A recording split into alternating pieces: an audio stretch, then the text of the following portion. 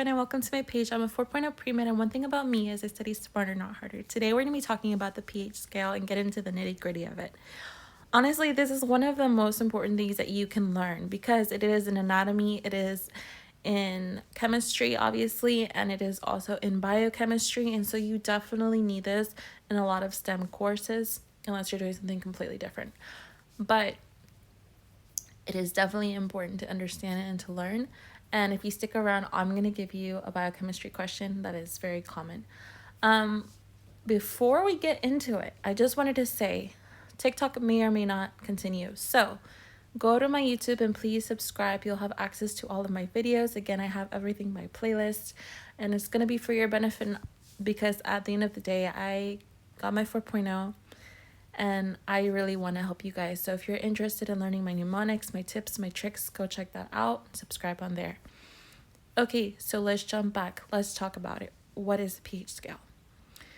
So the pH scale lets you know how basic or how acidic something is.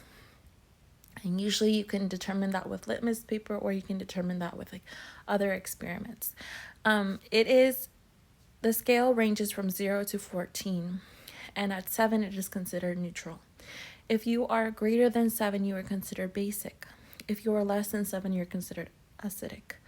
One more thing that you should know is that if sometimes it's classified also like by the amount of protons. So if you have more protons or H pluses or hydrogen pluses, you are going to be more acidic.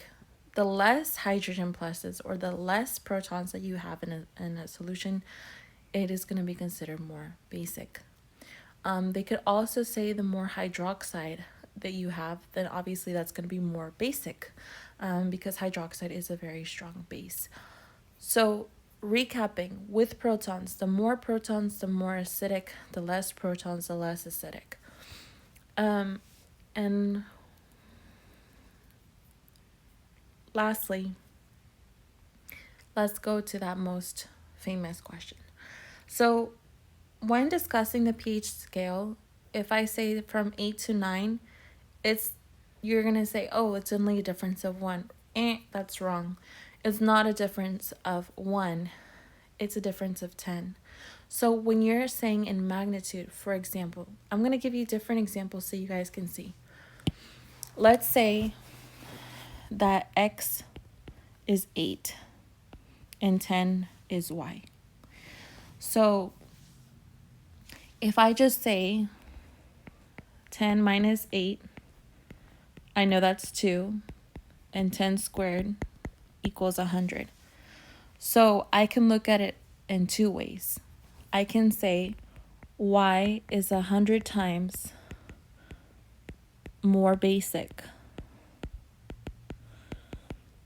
than X, or I can say X is 100 times more acidic than Y.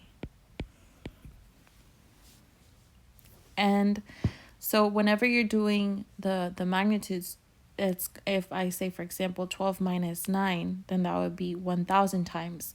And it depends on where it is. If I have, for some example, something here and something here, 3 is going to be more acidic than 5. Ooh, I should have done different letters. Let me say, for example, this is Z and this is I. So Z is going to be, well, in this case, I did again 100. But if I put I here, for example, now 1, 2, 3, it's going to be 1,000 times. Z is going to be 1,000 times more acidic than I. Again, if you enjoyed this video, please follow me here and on YouTube. And thanks again for watching.